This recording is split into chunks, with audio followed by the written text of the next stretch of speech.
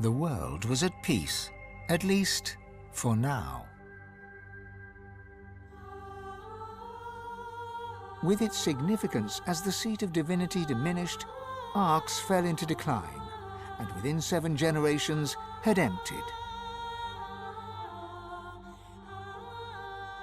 Few were as prepared for the new world as the lizardkin of the ancient empire. With power spread equally throughout the world, the advantage lay with those who knew how to steal it, and at this the lizards excelled.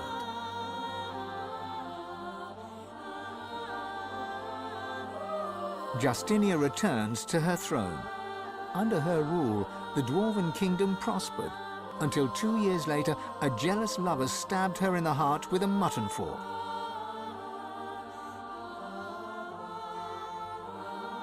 With their power returned, the elves reclaimed their lands from the Death Fog and began to rebuild. Soon they would split as 2 factions sought power, one to bring back the trees, the other to bring back the scions.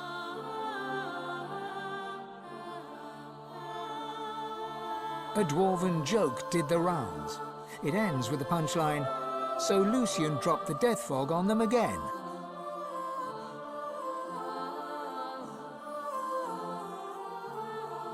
Only the elven Godwoken could bring the elves together once more. And in a dark forest on the far side of a desert, well beyond the high seas, the Black Ring came together once more.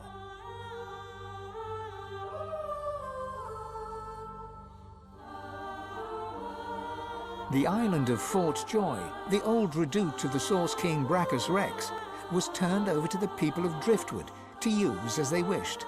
They turned it into a holiday resort. Reaper's Coast prospered.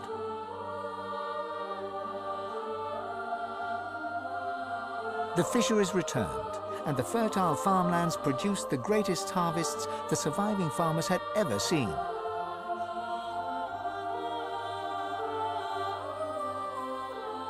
Blood Moon Island became particularly fecund, its soil producing the greatest crops.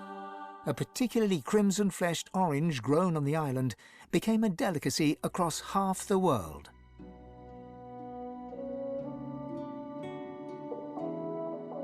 The black pits took fire. The oil there burns still.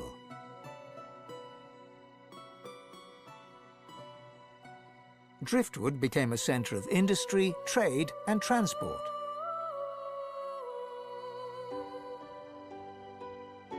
Lohar became mayor, and Brayton Barnes grew rich until, after a public argument over import duties, Barnes died in an accident, buried under several tons of fish, and also stabbed in the back with a gutting knife.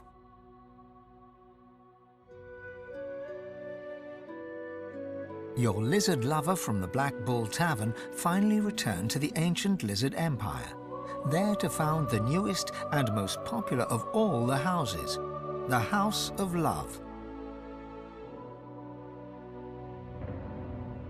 After a long and harrowing journey, Lovric the Waiter arrived in Sicile, where he opened a tavern. The meaty stew became famed almost as much for its food as it was for its greasy, abusive owner.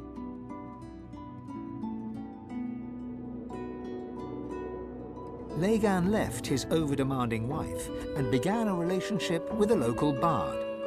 In the spirit of loving generosity, he returned the ring to his now ex-wife. In a fit of rage, she threw it into the sea.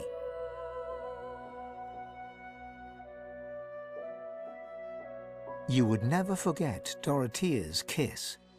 Dorothea herself left Driftwood for the ancient empire, ever in search of the perfect kiss. She never found it, although once or twice she came close.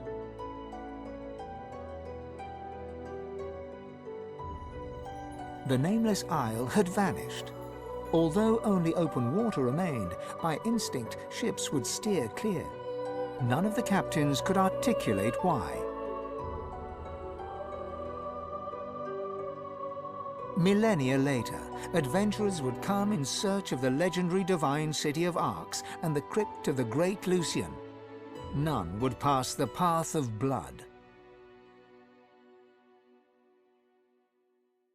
Young Han went into the theatre and became one of the realm's most popular actors.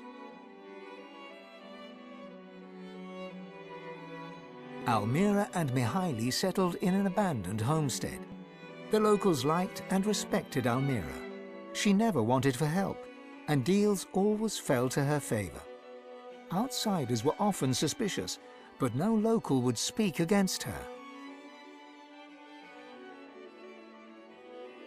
With no new divine, Malady found herself in a predicament. She had an important problem to solve, but no ally strong enough to call upon, and so her search continued. Having performed the greatest act of necromancy in history, Tarquin found the new world unchallenging. He became obsessed with rumors of another plane of existence. One day he vanished and was never seen again.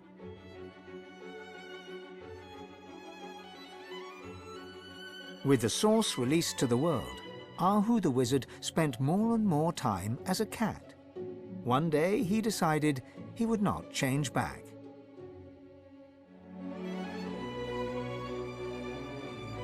With Amadia silent, the priestess Gratiana left the swamps and re-entered the world. With more undead than ever before, she founded an abbey in the Dragonspine Mountains, offering them shelter from hatred and fear.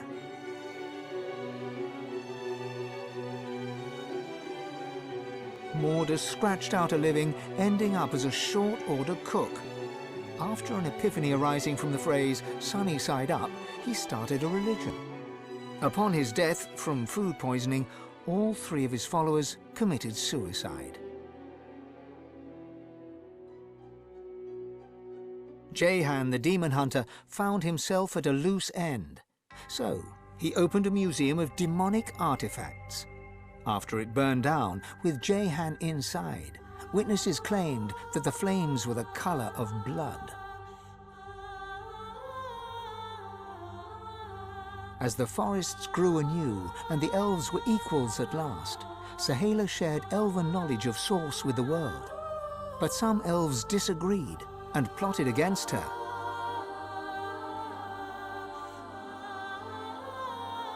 Chief amongst her opponents was Tova, Sahala's own mother.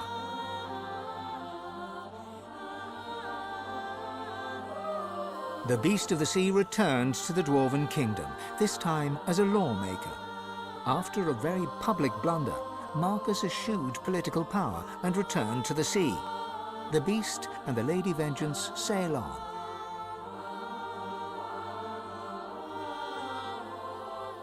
With a small band of elves, Ifan ben Mesd replanted the lost elven forests.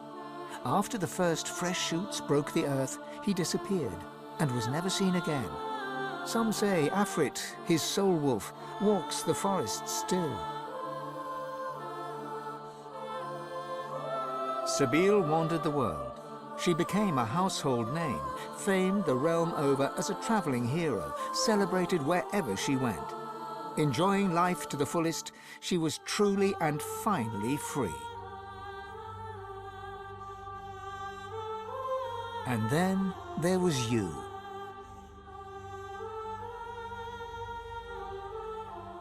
You returned to the world a sorcerer among many. Your future was yours to decide. Did you accept your new status with humility? Only you know the truth. Only you know if you atone for your sins.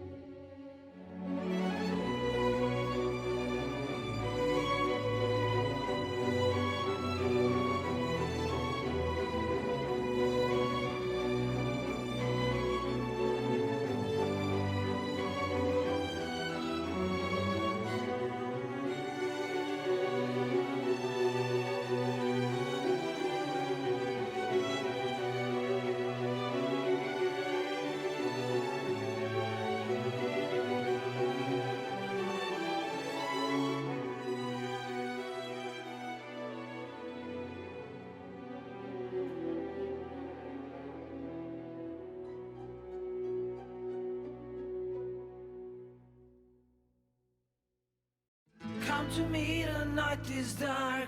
Come to me, the night is long. Sing for me, I'll sing along. Sing for me, oh sing for me.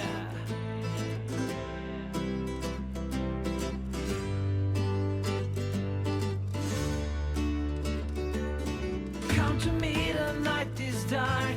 Come to me, the night is long. Sing for me, I'll sing along. Sing for me, oh sing for me. Sway with me, we'll make them scream. Dance with me, we'll make them bleed. Sing for me, I'll sing along. Sing for me, oh sing for me. Listen, do you hear it? Listen, do you feel it? Listen, I'm calling you. Listen, you do know me. Listen, swing and roll me. Listen, I'm calling you.